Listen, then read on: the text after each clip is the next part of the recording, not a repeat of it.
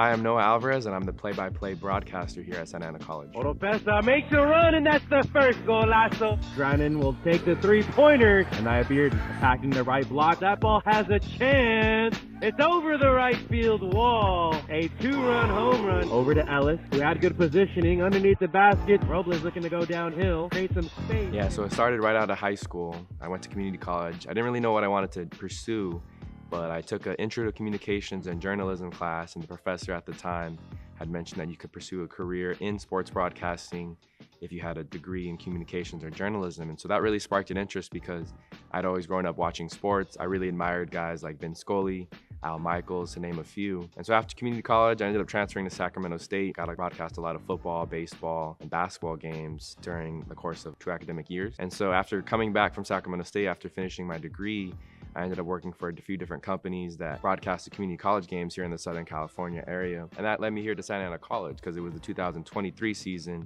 in baseball that I was able to work a lot of the playoff games. And that following fall, I worked football. And then I remember asking the SID if I could work more games during the course of the year. And sure enough, I got on board, and that's how I ended up part of the Santa Ana College athletic staff. I think some of my favorite things when commentating are just, obviously the dramatic moments when things are close in the end. Regardless of the sport, it always makes it for a more intense finish, but it takes a lot of work. There's a lot of hours that go into each broadcast, and it really depends on the sport too, where, football is once a week, and sometimes there might be, weeks before they come play at home. I might put in 5 to 10 hours, depending on the sport, a week as far as preparation goes. Basketball's a little tougher because it's a quicker turnaround if they have 2 games a week. I still like to not only know the rosters and the statistics and stuff like that, but know the backgrounds of each player. A lot of players at this level transfer from other universities or other community colleges. So it's kind of cool to maybe, include that into the storyline, where they come from. It really adds to the immersive experience. There's a lot of storylines in each season and each team. And so being able to add that to the broadcast as well, I think enhances the experience not only for myself, but to the listener, listening to the broadcast. Yeah, so career goals, it really doesn't matter what network or team I work for. It's more so just, I love college sports and I want to be a part of those moments. But I definitely want to be doing college games at a bigger level and be a part of those big moments, getting to tell the stories and be there for the listeners and the viewers and just kind of relay those messages and the excitement of a game. I think that's always been a goal of mine.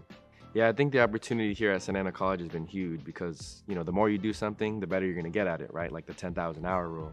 I feel like I've gotten so many broadcasts over the past couple of years, so many reps, things where I can actually experiment and develop my own style. And so that's really helped me craft who I am as a broadcaster.